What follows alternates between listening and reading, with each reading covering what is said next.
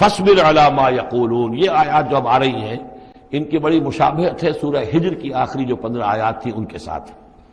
فاصبر علی ما یقولون، تو اے نبی جو کچھ یہ کہہ رہے ہیں اس پر آپ صبر کیجئے۔ وسبح بحمد ربک قبل طلوع الشمس، اور اپنے رب کی حمد کے ساتھ اس کی تسبیح بیان کیجئے سورج کے طلوع ہونے سے قبل بھی۔ یہ نماز فجر کی ہو گئی۔ وقبل غروبها، اور سورج کے غروب ہونے سے پہلے، یہ عصر کی نماز ہے۔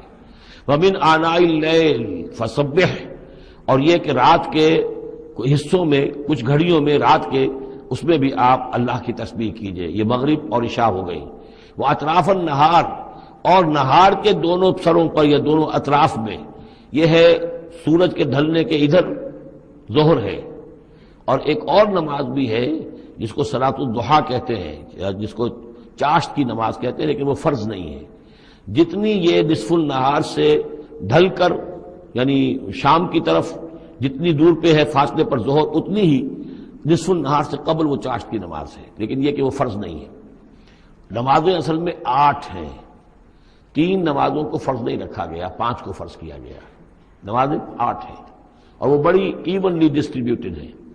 یوں سمجھیے کہ ہر گھڑی میں تقریباً 3 گھنٹے کے وقفے سے ایک نماز ہے، لیکن اللہ تعالیٰ کی حکمت یہ ہوئی کہ ان میں سے 3 نمازوں کو اس نے اس طریقے سے نفلی کر دیا ہے تاکہ ایک وقفہ مل جائے طویل، ظہر یعنی فجر سے ظہر تک، کہ اس میں پھر کوئی بریک نہ ہو، اور جو لوگ اپنی معاش کی جد و جہد کے اندر لگے رہتے ہیں وہ اپنی معاش کی جد و جہد کو ان انٹرپٹڈ جو ہے پرسو کر سکیں۔